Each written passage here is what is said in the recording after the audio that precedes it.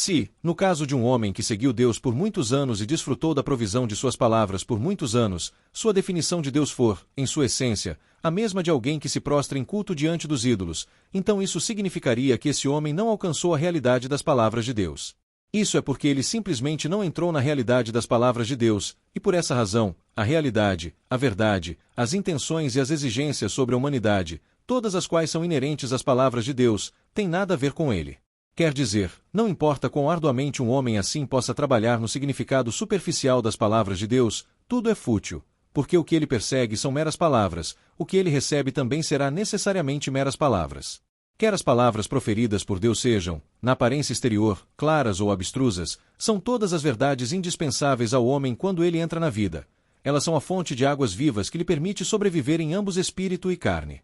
Elas fornecem o que o homem precisa para se manter vivo, o dogma e credo para conduzir sua vida diária, a senda, a meta e a direção pela qual ele deve passar para receber a salvação, toda a verdade que ele deve possuir como ser criado diante de Deus, e toda a verdade sobre como o homem obedece e adora a Deus. Elas são a garantia que asseguram a sobrevivência do homem, elas são o pão diário do homem, e também são um firme suporte que permite que o homem seja forte e se levante. Elas são ricas na realidade da verdade da humanidade normal como é vivida pela humanidade criada, ricas na verdade pela qual a humanidade se liberta da corrupção e evade as armadilhas de Satanás, ricas no incansável ensino, exortação, encorajamento e consolo que o Criador dá à humanidade criada. Elas são o farol que guia e ilumina os homens para entender tudo o que é positivo, a garantia que assegura que os homens viverão e se apossarão de tudo o que é justo e bom, o critério pelo qual as pessoas, eventos e objetos são medidos, e também o marcador de navegação que leva os homens para a salvação e a senda da luz.